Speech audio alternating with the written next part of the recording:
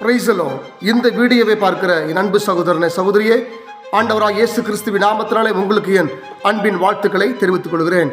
இன்றும் கூட நாம் கொஞ்ச நேரம் கர்த்தருடைய வார்த்தையை கேட்க போகிறோம். நாம் கேட்க போகிற செய்தியின் தலைப்பு என்னவென்றால், நீங்கள் இனி கவலைப்பட தேவையில்லை. நன்றாய் கவனிங்கள், நீங்கள் இனி கவலைப்பட தேவையில்லை. இந்த செய்தியை கேட்கிற என் அன்பு சகோதர சகோதரிகளே, உங்கள் வாழ்க்கையில் ஏதாவது ஒரு கவலை இருக்கும் என்றால் ஆண்டவர் உங்களை பார்த்து சொல்கிறார், நீங்கள் எதை குறித்தும் கவலைப்பட தேவையில்லை. ஒருவேளை பண தேவை குறித்த கவலை உங்களுக்கு இருக்கலாம். நீங்கள் இனி பண தேவை குறித்து கவலைப்பட வேண்டாம். எதை குறித்தும் நீங்கள் கவலைப்பட வேண்டாம். உங்களை எந்த காரியம் உங்களை பாரப்படுத்துகிறதோ, உங்களை வேதனைப்படுத்தி கவலைக்குள்ளாக தள்ளுகிறதோ, ஆண்டவர் சொல்கிறார், இனி அந்த கவலைக்கு இடம் கொடுக்க வேண்டாம், நீங்கள் கவலைப்பட வேண்டாம் என்று கர்த்தர் உங்களுக்கு வாக்கு பண்ணுகிறார். ஒரு வசனத்தை வாசிக்கலாம். மத்தேயு 6ஆம் அதிகாரத்தில் 31 முதல் வாசிக்கிறேன், கவனிங்கள். ஆகையால் எண்ணத்தை உண்போம், எண்ணத்தை குடிப்போம், எண்ணத்தை உடுப்போம் என்று கவலைப்படாதிருங்கள். இவைகள் எல்லாம் அஞ்ஞானிகள் நாடி தேடுகிறார்கள். இவைகள் எல்லாம் உங்களுக்கு வேண்டியவைகள் என்று உங்கள் பரமபிதா அறிந்திருக்கிறார். என்ற கவனிங்கள், ஆண்டவர் சொல்கிறாரு, நீங்க எதுக்காகவும் கவலைப்படாதீங்க.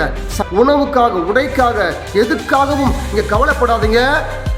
உங்களுக்கு தேவை, இதெல்லாம் உங்களுக்கு தேவை என்று நான் அறிந்திருக்கிறேன் என்று ஆண்டவர் உங்களை பார்த்து சொல்கிறார். உங்கள் வாழ்க்கையில் என்னென்ன தேவை இருக்குதோ அந்த தேவைகளை நான் அறிந்திருக்கிறேன் என்று கர்த்தர் உங்களுக்கு சொல்கிறார். மீண்டும் வாசிக்கிறேன், கவனிங்கள். முதலாவது தேவனுடைய ராஜ்யத்தையும் அவருடைய நீதியும் தேடுங்கள், அப்பொழுது இவைகள் எல்லாம் உங்களுக்கு கூட கொடுக்கப்படும்.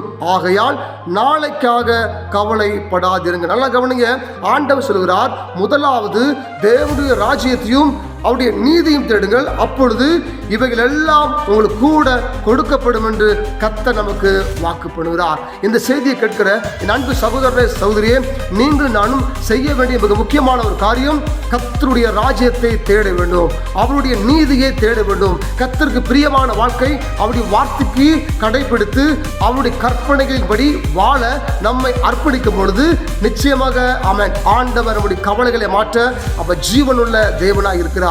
ஒரு மனுஷனுக்கு, ஒரு மனுஷிக்கு எப்பேற்பட்ட கவலையாக இருந்தாலும் அந்த கவலைகளை மாற்றி சமாதானம் கொடுக்க ஆண்டவர் அவர் வல்லமையுள்ள தேவனா இருக்கிறார். அப்ப ஜீவனுள்ள தேவனா இருக்கிறார். அப்படி தேவன் தரக்கூடிய இந்த நன்மைகளை நாம் பெற்றுக்கொள்ள வேண்டும். ஆனால் நாம் அவருடைய ராஜ்யத்தை தேட வேண்டும், அவருடைய நீதியை தேட வேண்டும். ஒரு நீதியான வாழ்க்கை, ஒரு பரிசுத்தமான வாழ்க்கையை நாம் இந்த பூமியில் வாழ வேண்டும். பரிசுத்தம் இல்லாமல் எதையும் பெற்றுக்கொள்ள முடியாது.